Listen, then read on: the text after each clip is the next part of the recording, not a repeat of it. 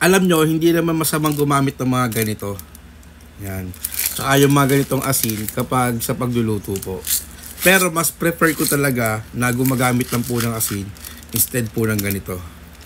Ngayon, itong binili ko na pink Himalayan salt, hindi ako sigurado kung talagang legit na pink Himalayan to. Pero mukha naman legit.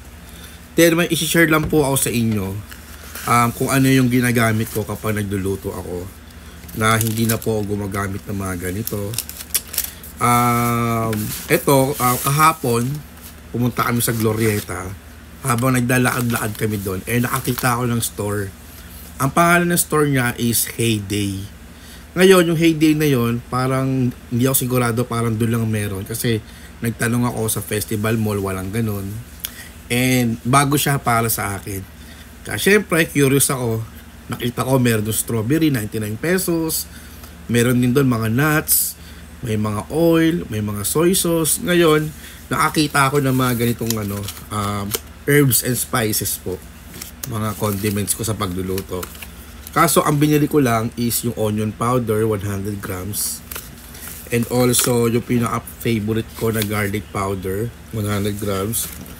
Tapos, bumili din ako ng 50 grams ng parsley leaves. Yan. Tatlo lang po yung binili ko. Kung may pera lang sana ako, lahat baka binili ko na. Kulang pa kasi ako ng mga iba pang spices like yung mga 5 spice, mga turmeric, mga ganyan. Kulang pa po ako nun. Tsaka mga paprika, kulang pa po ako nun. Ngayon, sinishare ko lang po sa inyo to. Sobrang mura lang po niya. Kasi ang cost na ng 100 grams is 46 pesos, 73, tsaka 69 pesos. Ang technique ko sa pagluluto, puro mga ganito lang po ang nilalagay ko. Alam niyo naman siguro na mahilig ako magluto. Ang ginagamit ko lang po ay yung mga ganito. Mga garlic powder, olive oil, then gumagamit din po ako ng mga soy sauce, pero mga light soy sauce lang. Ngayon, dun sa store na yon, pwede nyo puntahan, sobrang ganda. Again, hindi po ako nag-a-affiliate ng store na yon or hindi po ako nagpo-promote ng store. Sinishare ko lang po sa inyo kung ano yung nakita ko na feeling ko magbe-benefits po sa inyo, lalo na sa mga CKD dyan, sa mga kidney transplant na gusto kumain at mahilig magluto.